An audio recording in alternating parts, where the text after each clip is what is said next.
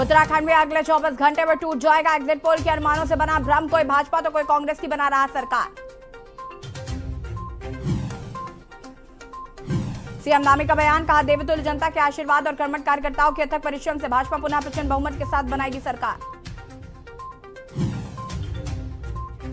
गंगा में खनन मामले पर हाईकोर्ट में हुई सुनवाई। 16 मार्च तक सरकार को जवाब दाखिल करने के लिए निर्देशित किया।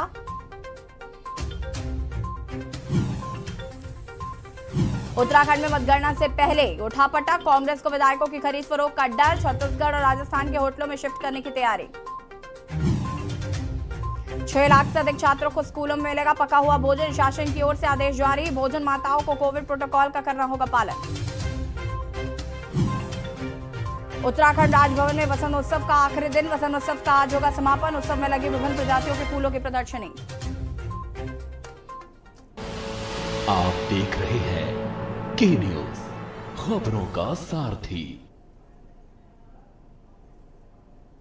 नमस्कार, खबर उत्तराखंड में आप सभी का स्वागत है। मैं हूं आपके साथ यशी शुक्ला और सीधे आपको ले चलते हैं अहमदाबाद, जहां पर कांग्रेस की प्रेस कॉन्फ्रेंस हो रही है। हार्दिक पटेल क्या कुछ कहना सुन लेते हैं। एक पटावाड़ानी भरती नहीं करी।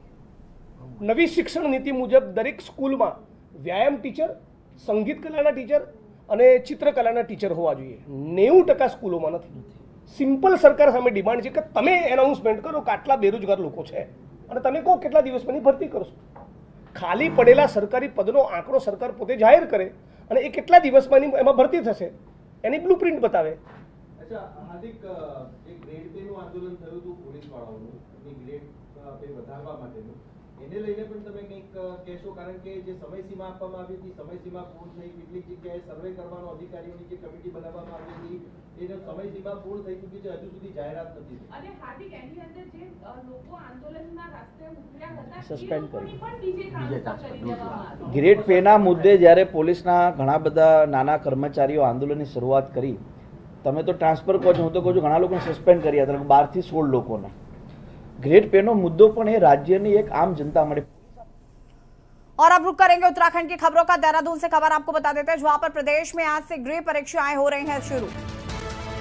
देहरादून से खबर, जहां पर प्रदेश में आज से गृह परीक्षाएं हो रही हैं शुरू। आज से कक्षा 6 से लेकर 11 के विद्यार्थियों की गृह परीक्षा हो रही है शुरू। पहले गृह परीक्षा 14 मार्च से होने वाली थी शुरू। गृह परीक्षा के कार्यक्रम में हुआ है बदलाव। आज से गृह परीक्षाएं शुरू होकर 24 मार्च तक चलेंगी। प्रदेश में आज से गृह परीक्षाएं हो रही हैं शुरू। गृह परीक्षा के कार्यक्रम में हुआ है बदलाव। आज से कक्षा 6 से लेकर 11 के विद्यार्थियों की गृह परीक्षा शुरू हो रही है। पहले गृह परीक्षा 14 मार्च से शुरू होने वाली थी,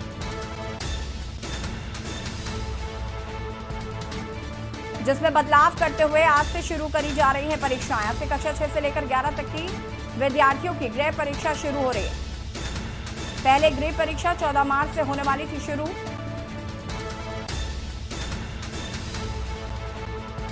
देहरादून से खबर, जहां पर प्रदेश में आज से गृह परीक्षाएं शुरू। आज से कक्षा 6 से 11 के विद्यार्थियों की गृह परीक्षा शुरू। पहले गृह परीक्षा 14 मार्च से होने वाली थी शुरू।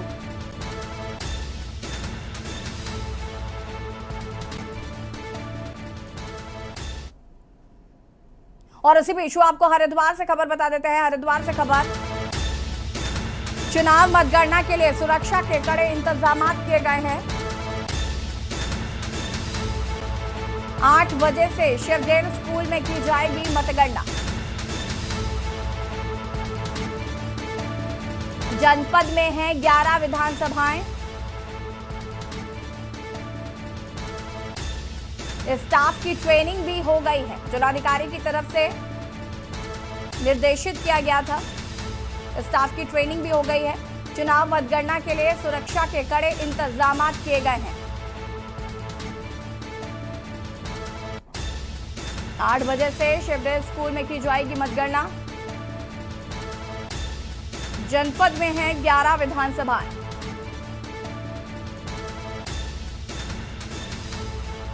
स्टाफ की ट्रेनिंग भी हो गई है पूरी।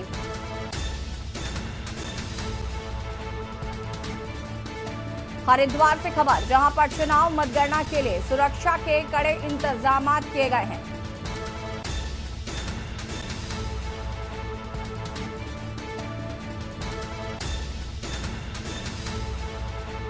जनपद में 11 विधानसभाएं हैं।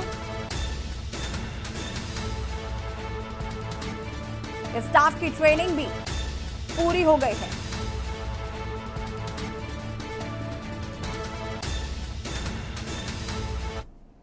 हरिद्वार जनपद में कुल 11 विधानसभाएं हैं और इन सभी की मतगणना कल प्रातः 8 बजे से शिवडे स्कूल में की जाएंगी।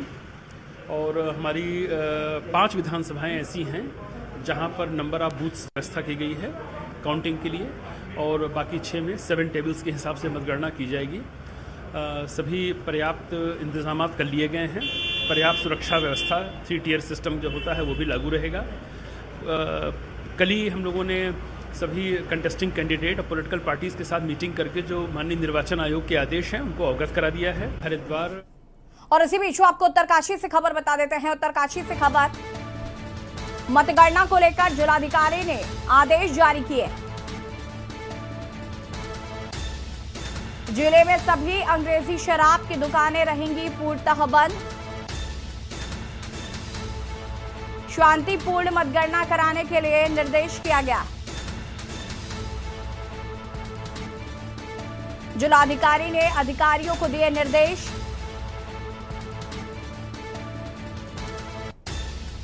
उत्तरकाशी से खबर, जहां पर मतगणना को लेकर जिलाधिकारी ने जारी किया आदेश।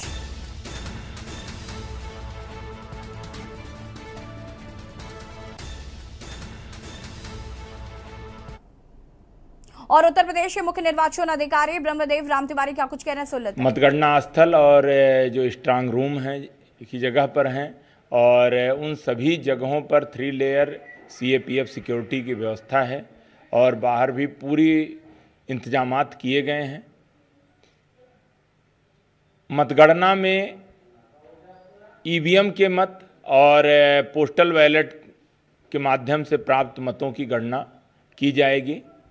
सबसे पहले पोस्टल बैलेट से प्राप्त मतों की गणना प्रातः 8 बजे शुरू होगी और पहले उनके QR कोड स्कैनिंग की जाएगी और EVM से प्राप्त मतों की गणना 8:30 बजे से शुरू होगी।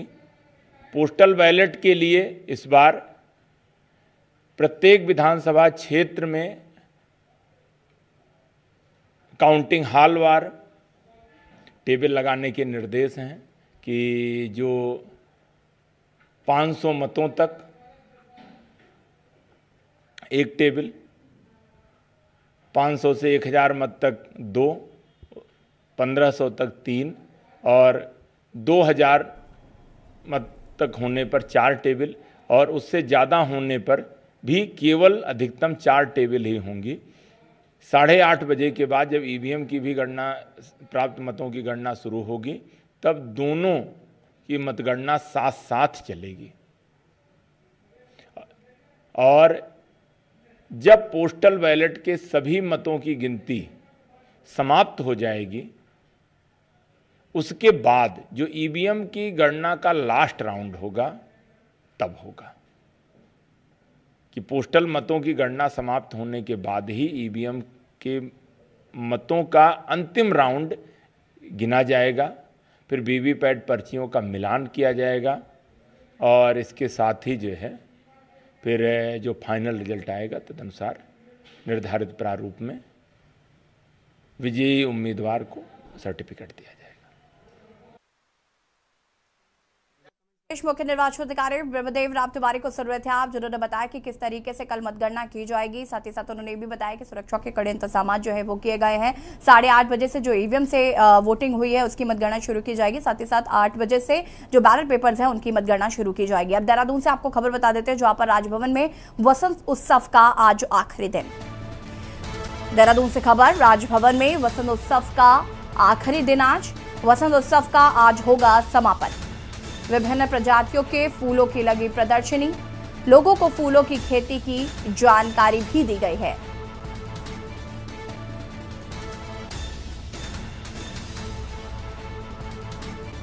लोगों को फूलों की खेती की दी गई जानकारी।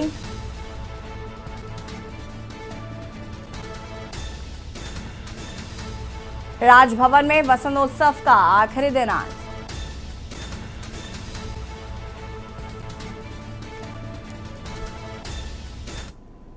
और उत्तराखंड में आज करवट बदल सकता है मौसम। आज एक बार फिर मौसम बदल सकता है करवट।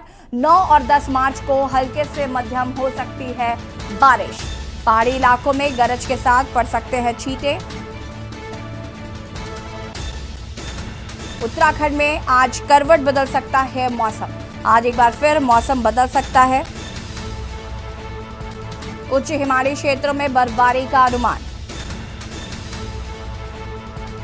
कुछ जगहों पर वज्रपात की भी आशंका।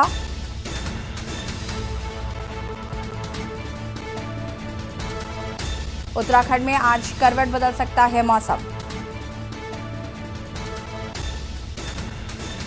आज एक बार फिर करवट बदल सकता है मौसम। बारिश के आसार।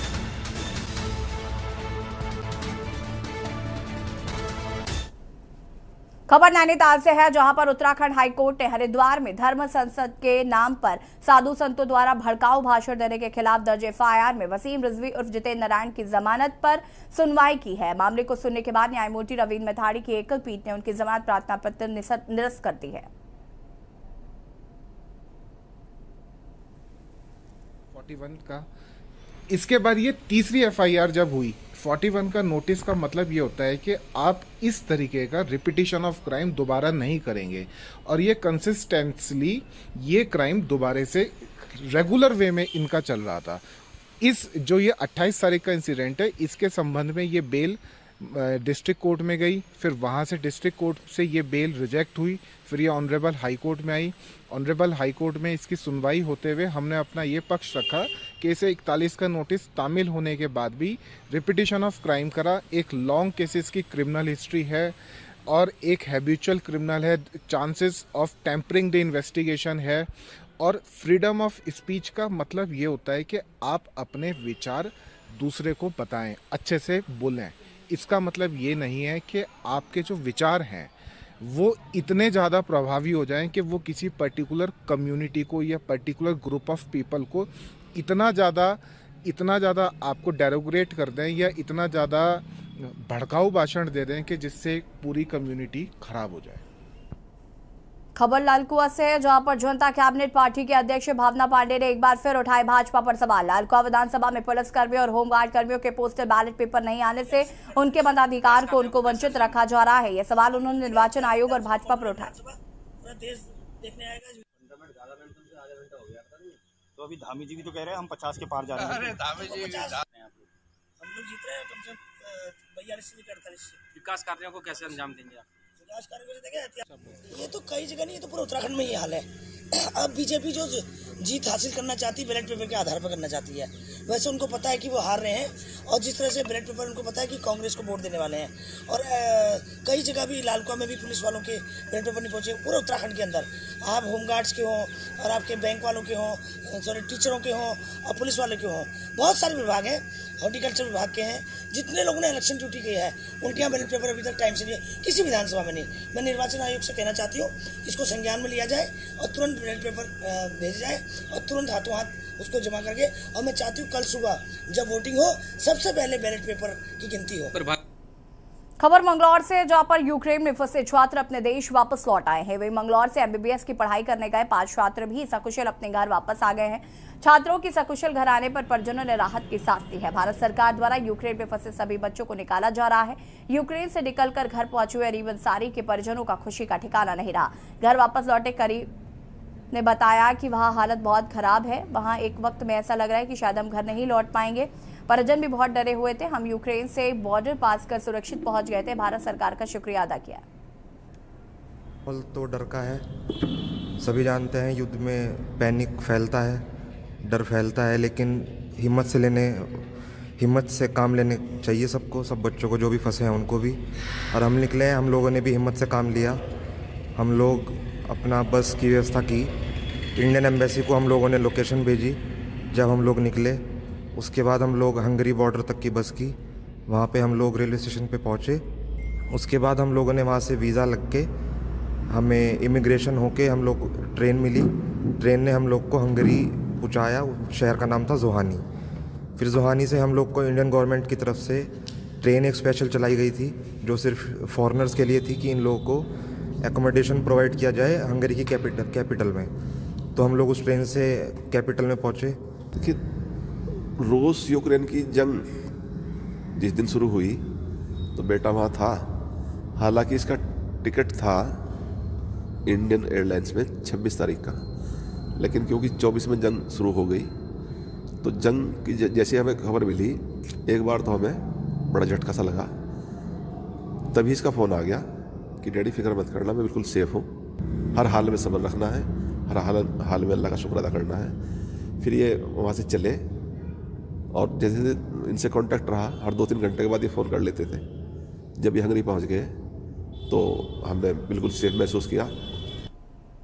और रुकेंगे एक छोटे से ब्रेक के लिए, जल्द हाजिर होते हैं। आप देख रहे हैं के न्यूज़, खबरों का सारथी। पर ये दिल है कि चख रहा है उन्हीं अल्फाज़ों का दूर कितना भी जाओ, इस जुबान से दूर ना जा पाओगे। विमल, बोलो जुबान केसरी। सड़क से संसद तक होगा चिंतन, मैं करूंगा राजनीति का समुद्र मंथन। बात गांव की पंचायत से लेकर देश की सियासत तक मैं लेकर जाऊंगा आपको हर मुद्दों की तक। जनता के मुद्दों से राब्ता है हमारा, आईना सच का दिखाना जज्बा है हमारा। मैं उठाऊंगा आपकी आवाज, सरकार से करूंगा आपके सवाल। सरकार के दावों की होगी पलटा, मैं बताऊंगी आपको खबरों का आपको देखा हाल। हर तरफ है सियासत का नजारा, तैयार हो चुका है चुनावी अखाड़ा। जनता के मुद्दों को उठाते हैं हम, हकीकत से रूबरू करवाते हैं हम। मैं करूंगी सबके हक और हुकूक की बात, खोलूंगी सियासत के नए नए राज। आपकी कसौटी पर उतरेंगे खरे, हम हैं खबरों के सारथी। आप देख रहे हैं के न्यूज़, खबरों का सारथी। ब्रेक के बाद एक बार फिर से आप सभी का स्वागत है। रुद्रप्रयाग में विधानसभा चुनाव की मतगणना को लेकर जिला निर्वाचन अधिकारी मनोज गोयल और पुलिस अधीक्षक आयुष अग्रवाल ने कलेक्ट्रेट में पत्रकारों से वार्ता कर तैयारियों की व्यापक जानकारी दी। उन्होंने बताया कि अगस्त्य मुनि में मतगणना के लिए सभी तैयारियां पूरी कर ली गई हैं। इस बार चुनाव परिणाम के बाद विजय जुलूस नहीं निकाला जाएगा, जबकि सेलिब्रेशन पर पूर्ण रूप से प्रतिबंध रहेगा। प्रेस वार्ता में जानकारी देते हुए जिलाधिकारी मनोज गोयल ने बताया कि बहुउद्देशीय क्रीडा कॉम्प्लेक्स अगस्त्य मुनि में बने मतगणना कक्ष में किसी तरह की मोबाइल ले जाने की अनुमति नहीं है। दोनों विधानसभाओं की गिनती के लिए मतगणना कक्ष में 14 टेबल लगाई गई हैं। इधर पुलिस अधीक्षक आयुष अग्रवाल ने सभी से परिणाम निकल जाने के बाद शांति व्यवस्था बनाने की अपील की है। उन्होंने कहा कि विजय जुलूस नहीं निकाला जाएगा, जबकि सेलिब्रेशन पर भी प्रतिबंध रहेगा, इससे संयमित रहते हुए उत्साह करें। हमारे यहाँ पे कमीशन के निर्देश हैं, उसके अनुसार प्रॉपर सुरक्षा व्यवस्था मतगणना स्थल पर की जाएगी। 3 लेयर में 3 कॉर्डन्स में सिक्योरिटी अरेंजमेंट रहेंगे।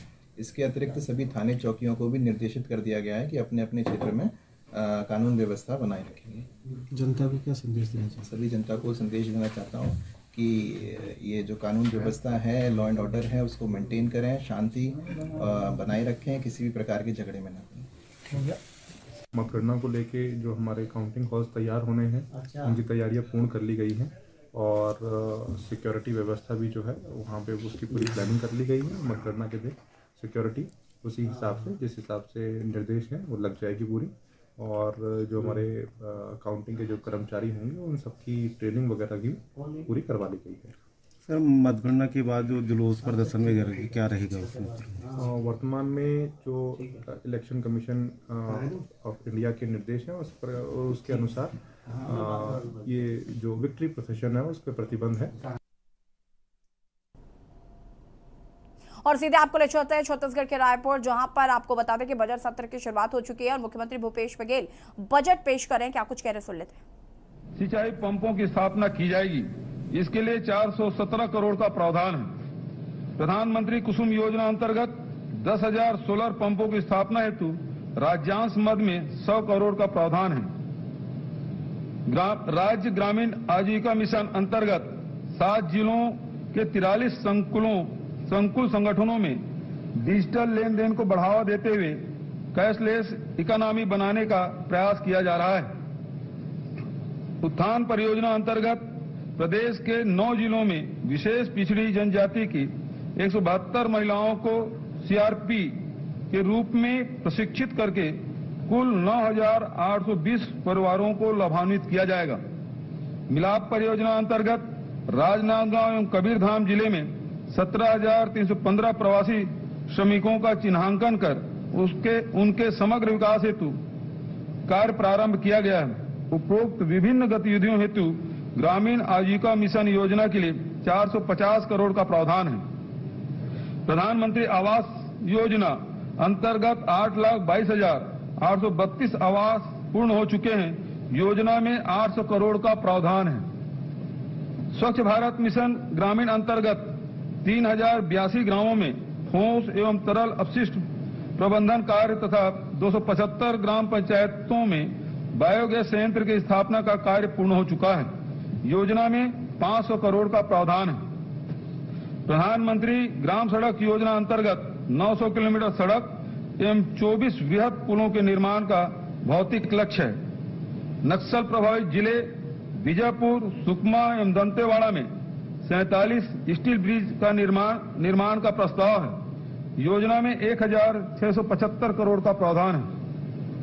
मुख्यमंत्री समग्र ग्रामीण विकास योजना में 200 करोड़, ग्राम पंचायत को मूलभूत कार्य हेतु अनुदान योजना में 260 करोड़ तथा 15वें वित्त आयोग के अनुशंसा पर पंचायतों को अनुदान मद में 1,114 करोड़ का प्रावधान है।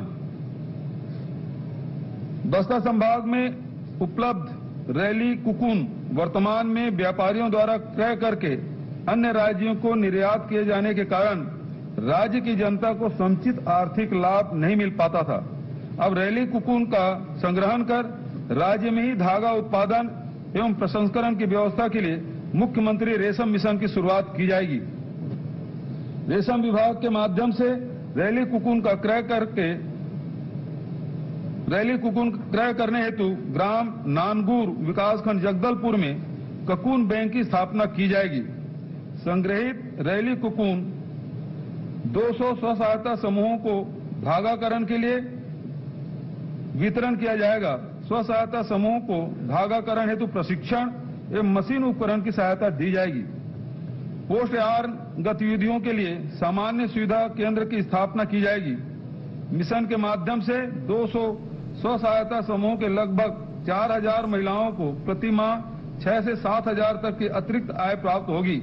इसके लिए और ये सीधी तस्वीर आपको छत्तीसगढ़ के रायपुर से दिखा रहे थे, जहां पर मुख्यमंत्री भूपेश बघेल ने आम बजट को पेश किया। आपको बता दें कि यहां पर बजट सत्र की शुरुआत हुई है। फिलहाल इस बुलेटिन में इतना ही। देखते रहिए के न्यूज़। नमस्कार।